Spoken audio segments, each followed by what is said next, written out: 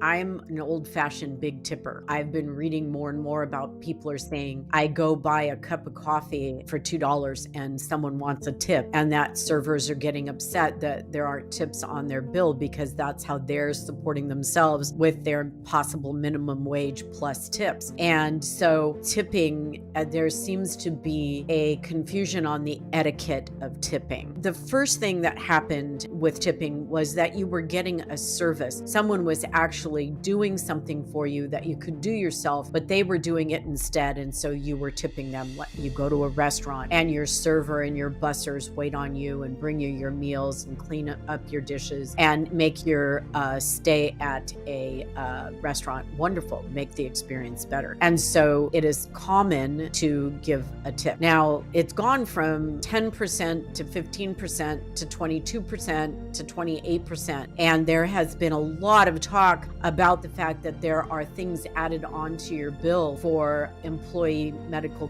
insurance or for COVID protocols and things like that. So it became a much bigger topic when people were looking at their bill, seeing their food and drink, and then 3% for medical and 2% for COVID protocol, and then someone asking for a tip on top of that. And so now fast food places have tip jars out in a couple of places. When you go to pay at some of the drive-throughs, there is a spot now for tip, where it used to be when you went through fast food or whatever, there was no tip requirement. You were there doing their job inside and you're driving through, picking up, ordering your food, picking up and eating it yourself.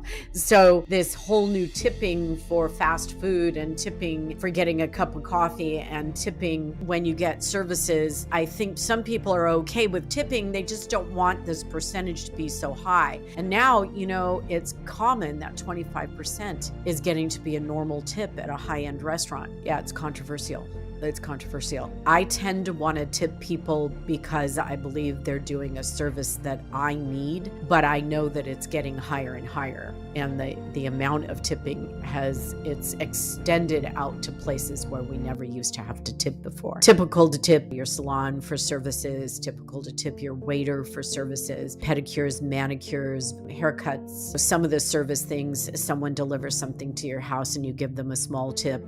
But it always was supposed to be voluntary, not mandatory. And now I think what you're hearing is that people are feeling that tips are mandatory as opposed to voluntary, and that the amount of the tip should be determined by the person who got the service, not by the person who gave the service. It's rapidly rising, and it's because people need the money in the service industry to survive. Besides what the restaurants are adding to food and then the tip, it's a lot tougher to go out to dinner. Family of four, 2 couples, 4 couples, the tipping has gotten larger.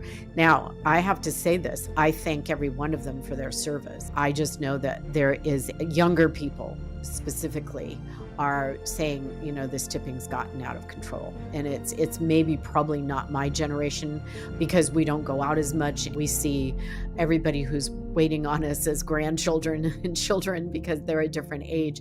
So it might be that old people are cheap. I'm not. I've always been a tipper, but I do know that the younger generations are complaining about tipping getting out of control for things that they don't consider to be service. So there you go. That is what's happening.